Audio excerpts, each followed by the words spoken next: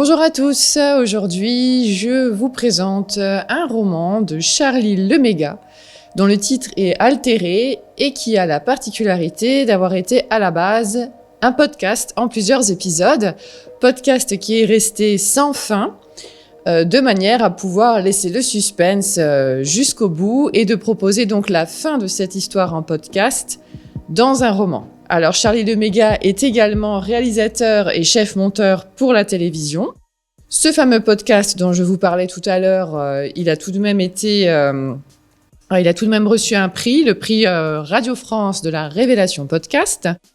Et puis donc les 150 dernières pages de ce roman sont complètement inédites par rapport à l'histoire de base.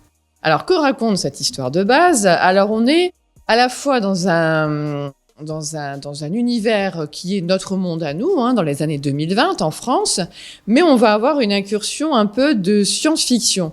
Mais tout ça dans un réalisme assez important quand même. Alors, on va suivre l'histoire d'Alicia, qui a 28 ans, et qui, malheureusement, va être victime d'un burn-out. Donc, elle va se retrouver sans travail et sans vraiment d'occupation et de sens à sa vie, à la maison, comme ça, toute la journée. Et puis, au fur et à mesure des jours, elle va se retrouver assaillie de souvenirs qui ne sont pas les siens, comme des souvenirs d'enfance ou des souvenirs du passé, mais qui ne lui appartiennent pas. Par exemple, elle va se souvenir d'un chien dans son jardin quand elle était petite, qui était censé lui appartenir, alors qu'elle et sa famille n'en ont jamais eu.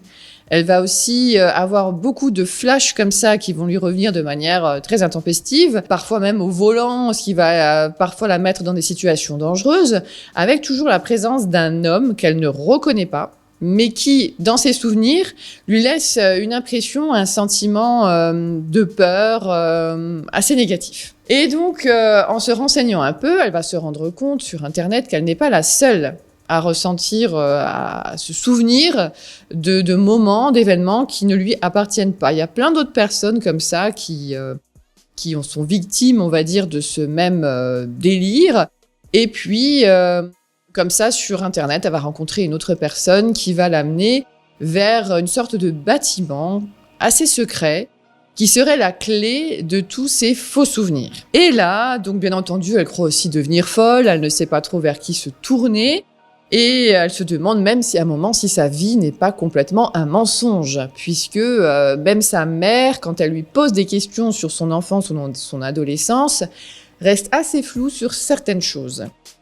Et puis, on va aller maintenant dans ce moment où le roman bascule dans la science-fiction, puisque je vais pas trop vous spoiler, mais on va arriver dans un univers où une certaine création d'un certain Einstein arriverait comme ça sur notre planète, à notre époque, et permettrait certaines choses. Alors... Je reste effectivement très mystérieuse parce que si je vous dévoile en fait de quelle invention il s'agit, je vous dévoile tout le nœud de l'intrigue et ce serait vraiment dommage. Donc si je vous conseille en fait de lire ce roman, c'est surtout parce qu'il est très facile à lire.